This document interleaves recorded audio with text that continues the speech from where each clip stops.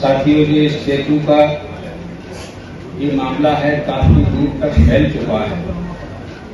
राष्ट्रीय नहीं बल्कि अंतर्राष्ट्रीय विषय बनता जा रहा है और ये अभी तक एक भ्रम था, वो भ्रम भी टूट गया है। एक बड़ा भ्रम था कि हाई कोर्ट के जो अधिवक्ता हैं ये बुद्धिजीवी होते हैं, ये भी एक भ्रम था, तो उन्होंने इस भ्रम को तोड़ दिया है। मैं ये नहीं कह रहा हूं, मैं ये अकेला यही बात नहीं कह रहा हूं कि उन्होंने बाबा साहेब अम्बेडकर की स्टैच्यू का विरोध किया है, जो वहां नहीं लगने देंगे। ये संवैधानिक है, विरोध करना संवैधानिक है। कोई लोग बाबा साहब को मानते हैं, वो चाहते हैं वहीं लगे, जो नहीं मानते हैं वो विरोध करते हैं, तो ये संवैधानिक है। लेकिन इसमें हद तो तब हो गई जब बाबा साहेब अम्बेडकर को गालियां दी गई और व्हाट्सएप पर इस पर लिखा गया। एक महाशय तो अधिवक्ता हाई कोर्ट के क्या लिख रहे हैं बाबा साहेब अम्बेडकर को, उस गाली का नाम नहीं पढ़ूंगा। अगर लिखने वाले ने जो बाबा साहेब अम्बेडकर को इतनी भद्दी गाली दी है, ये गाली उसका भाई भी पढ़े तो वो भी गाली दे देगा अपने भाई को कि तुझे ऐसा विरोध नहीं करना चाहिए। इतना बुरी गाली दी है। मैं कहना चाहता हूं कि आरएसएस को शर्म आनी चाहिए कि विरोध करना है तो करिए, लेकिन बाबा साहेब अम्बेडकर को भद्दी भद्दी गालियां मत दीजिए।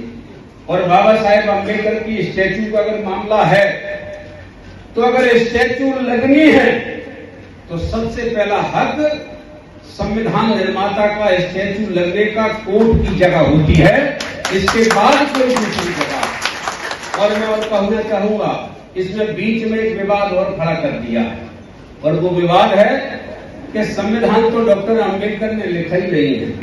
हालांकि ये बात अभी कहने योग्य नहीं है, लेकिन आगे आने वाले समय में दिल्ली में मैं कहना चाहता हूं, चंद्रचूड़ जी की अध्यक्षता में ये मीटिंग हुई और उसमें ग्वालियर के जो कहने वाले अधिवक्ता गए और वहां पर ये फोटो बांटी गई कि भारत के तो संविधान निर्माता BN राव।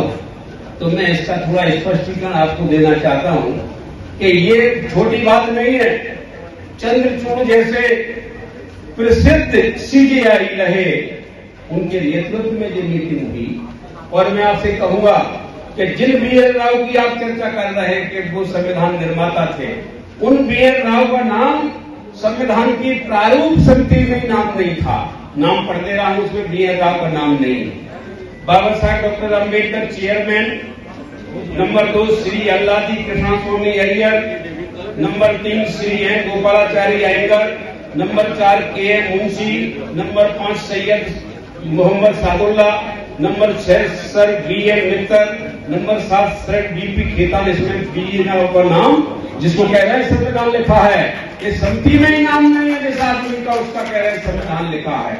और मैं आपसे कहना चाहूंगा, यही नहीं है, बाबा साहेब अम्बेडकर ने जब संविधान लिखा था तब एक विश्व प्रसिद्ध एक संविधान विश्लेषक था, संविधान विश्लेषक था, उनका नाम बताना चाहता हूं, प्रोफेसर MD पायली।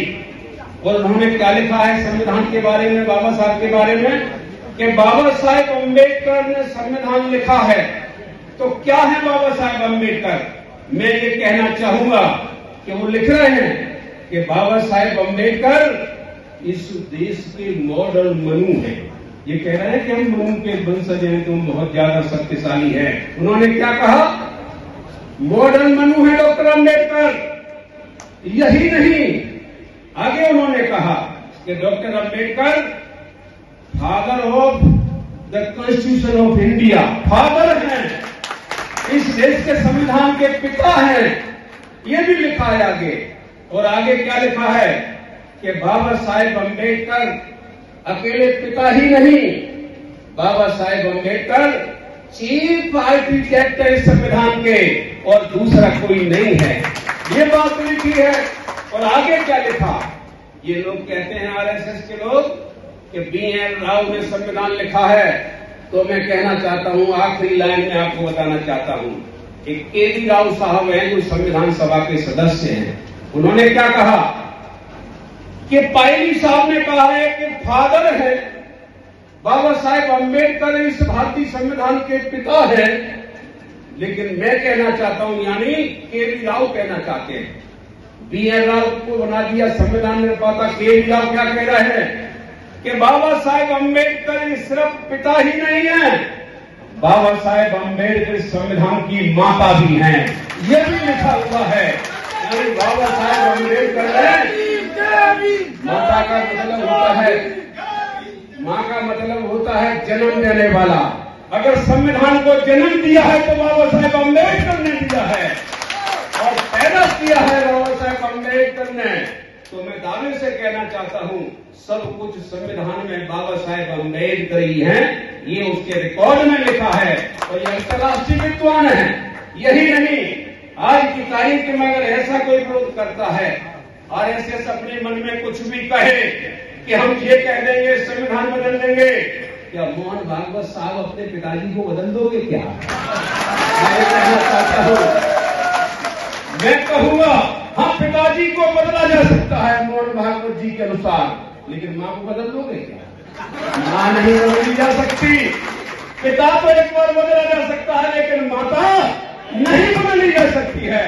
और इतना ध्यान रहे, मैं आज कहना चाहूंगा RSS से, मैं कहना चाहूंगा उन लोगों से जो RSS का झंडा थाम करके बाबा साहब को गालियां दे रहे हैं, जो बाबा साहब को मानते हैं, जिनको बुरा लगा है, जिनको बुरा लगा है कि मैं मानता हूं, ज्यादातर उसमें कमजोर वर्ग के लोग हैं जो बाबा साहब को मानते हैं। इन कमजोर वर्ग के लोगों को आप जमीन छीनोगे, वो छुप जाएंगे, गालियां देंगे, वो छुप जाएंगे, कत्ल करेंगे, छुप जाएंगे, और तुम उनके वोट लेकर के तुम कुर्सियों पर बैठ करके तुम ही बलात्कार करते हो तो भी छुप जाएंगे, और तुम कोई भी धमकी दोगे छुप जाएंगे। लेकिन याद रहे, बाबा साहेब अम्बेडकर के ऊपर उंगली उठेगी तो छुपेंगे नहीं, ये लहू बहा देंगे।